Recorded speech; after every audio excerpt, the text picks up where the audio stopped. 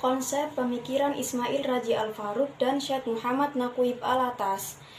Di kelompok kami terdiri dari 5 orang. Selamat menonton. Kenalkan, nama saya Muhammad Junas Saputra. Saya akan mempresentasikan munculnya berbagai klaim mengenai ilmu.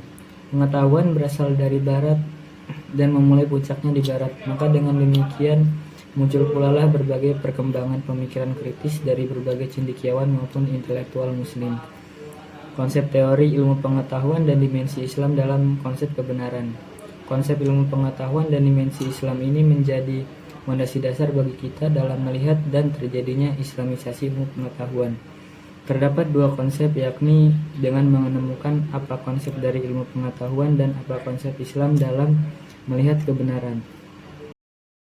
Maka nama saya Andika Naman Surajat. Saya akan mempresentasikan ilmu pengetahuan.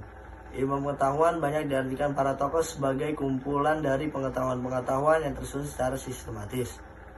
Ilmu pengetahuan ini bisa diukur, diuji, dan diamanati. Dalam kajian filsafat, ada 3 hal yang menjadi dasar sebagai tolak ukur ilmu pengetahuan.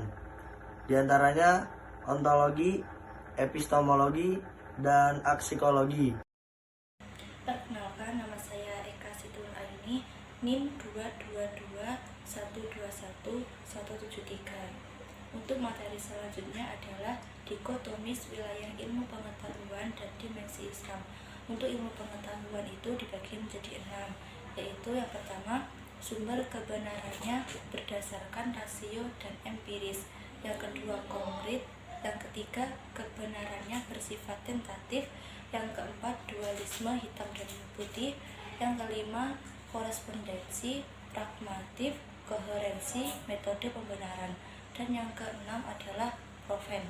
Dan untuk dimensi Islam itu dibagi menjadi 6, yaitu kebenaran bersumber dari Tuhan yang Maha Kuasa. Kemudian yang kedua, abstraksi atau transendental. Yang ketiga, kebenarannya bersifat dogma. Yang keempat, tauhid. Yang kelima, hati atau keyakinan digunakan sebagai metode pembenaran atas penafsiran tentang sesuatu. Dan yang keenam adalah sakral. Perkenalkan, nama saya Aditya Fernanda. Saya akan mempresentasikan latar belakang adanya konsep islamisasi. Alasan mendasar mengenai gagasan tentang islamisasi ilmu pengetahuan dikarenakan tidak adanya landasan pengetahuan yang bersifat netral, sehingga ilmu pun tidak dapat berdiri bebas nilai. Perkenalkan, nama saya Zahratus Sadia. Definisi islamisasi ilmu pengetahuan mengarahkan kepada konsep ilmu pengetahuan itu sendiri. Jadi disimpulkan bahwa islamisasi dilakukan dalam upaya membangun kembali semangat umat Islam dalam mengembangkan ilmu pengetahuan melalui kebebasan penalaran intelektual dan kajian-kajian.